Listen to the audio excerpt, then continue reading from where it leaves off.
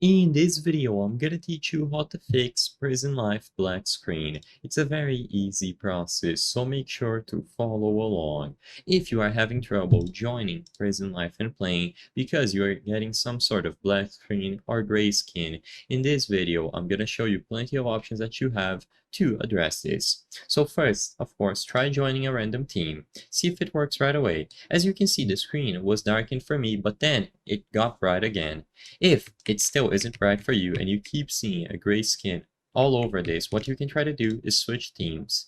When you switch between teams, try going into full screen and back, so press F11 and this should fix it by itself. You can also try dragging this little window around, and when you resize it, you should be good to go. If it still doesn't work and it still looks too dim, or you are still getting a black screen or gray screen all over the game, just press escape, go into the settings, and check some options here. So make sure that the graphics are properly set up and that there aren't any issues with the display.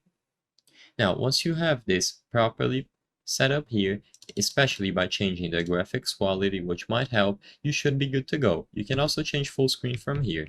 If it still doesn't work, then restart Roblox, and if even that doesn't take the black screen away, I would recommend that you go over to the Roblox website and you try updating the game. You can try uninstalling it completely and downloading it again, or just try accessing Prison Live from another device, such as mobile or even a console if you have access to one. The problem should fix it by itself as long as you join the experience with the latest version of Roblox and you try resizing the window, going into full screen, or lowering the graphics of the experience. I hope I was able to help you on how to fix Prison Life black screen.